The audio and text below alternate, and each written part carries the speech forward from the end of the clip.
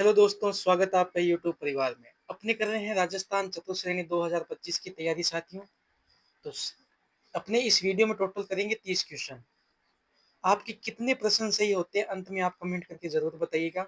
जैसे ही प्रश्न आता है 1 नंबर, 2 नंबर, 3 नंबर, तो आप उसका जवाब जरूर दीजिए।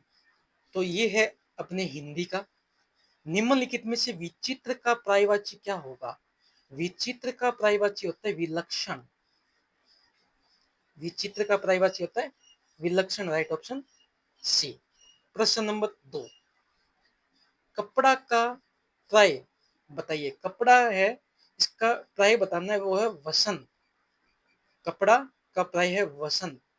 प्रश्न नंबर 3, लोक शब्द का विलोम है। लोक शब्द का विलोम है, वो है परलोक।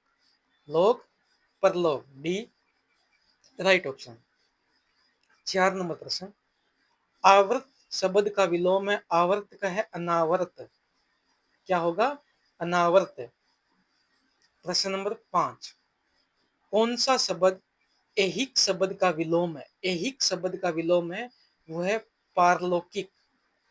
पारलौकिक है, ये विलोम है ऐही शब्द का। प्रश्न नंबर 6 देखिए, अभ्य उभय शब्द युग्म का सही अर्थ है। अभ्य और उभय शब्द का युग्म का सही अर्थ है, वो है अभय का निर्भय और उभय दोनों। ये निर्भय दोनों, ये सही है।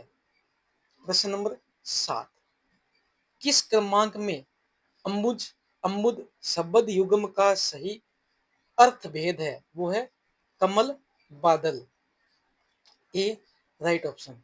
प्रश्न नंबर 8, बच्चे खेल रहे हैं अर्थ के आधार पर यह वाक्य निम्न में से किस प्रकार का है?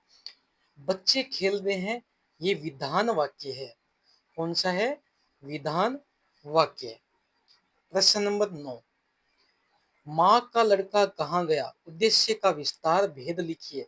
माँ का लड़का कहाँ गया, यह है संबंध का कारक। माँ का, ये यहाँ पे का है, क्या संबंध दिखा रहा है ना, संबंध का कारक है। प्रश्न नंबर 10, निम्नलिखित शब्दों में से शुद्ध शब्द है। शुद्ध शब्द है आगामी।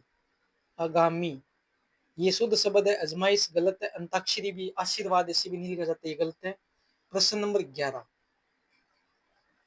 निम्नलिखित में से शुद्ध शब्द है वयस्क, ये शुद्ध है।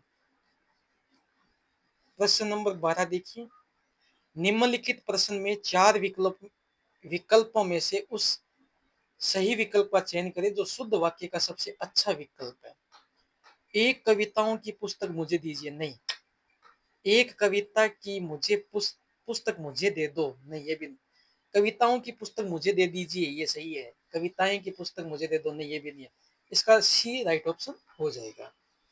प्रश्न नंबर 13, क्रम संबंधी अशुद्धि वाला वाक्य निम्न में से है।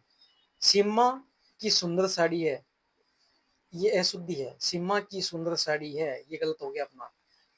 राधे बहुत धनवान है, ये सही है। मेन्ना चरखा चलाती, ये भी सही है। बच्चे तालाब में नहाते हैं, ये सही है। प्रश्न नंबर 14, दिनों का फेर होना, मुहावरे का अर्थ है दिनों के फेर होना का मतलब भाग्य का चक्कर। प्रश्न नंबर 15 देखिए, ये है मुंह और मैसूर की दाल। लोकोक्ति का अर्थ है ये है मुंह और मैसूर की दाल, मतलब अपनी औकात से बढ़कर होना या करना। प्रश्न नंबर 16 देखिए, सेम क्वेश्चन आगे साथियों। ये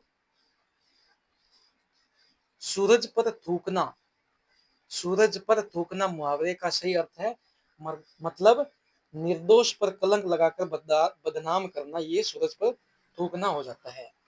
प्रश्न नंबर 18 देखिए, वृद्धि संधि का उदाहरण नहीं है।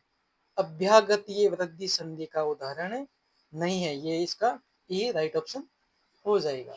प्रश्न नंबर 19 देखिए, भावुक का सही संधि विच्छेद किस विकल्प में है?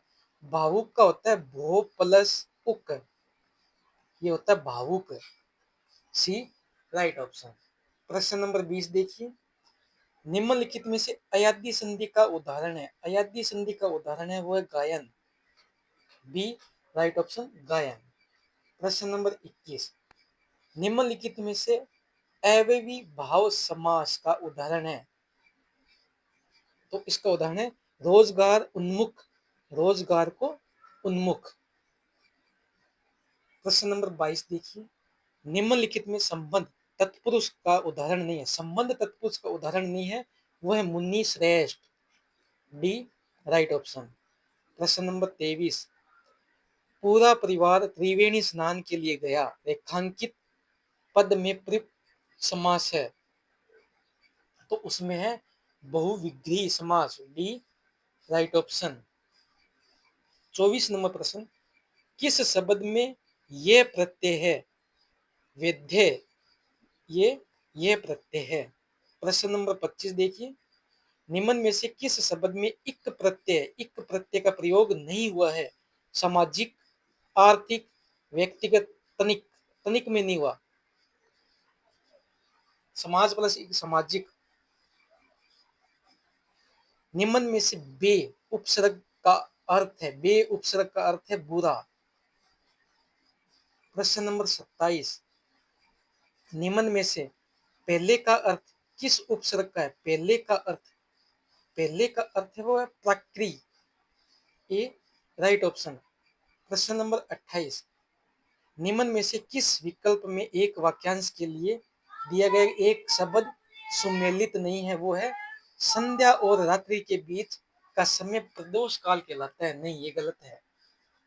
29 नंबर प्रश्न देखिए, निम्न में से किस विकल्प में एक वाक्यांश के लिए दिया गया एक शब्द सुमेलित नहीं है?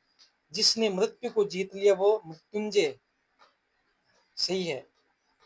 जो तीनों कालों को जानता है वो सर्वज्ञ, नहीं। जिसने जानना जिसे जानना आवश्यक हो वो शेय, ये सही है। और आज का अंतिम प्रश्न है, ये आपके लिए होगा, निम्न में से किस विकल्प में एक वाक्यांश के लिए दिए गए शब्द सुमेलित नहीं है? ये आपका है होमवर्क साथियों।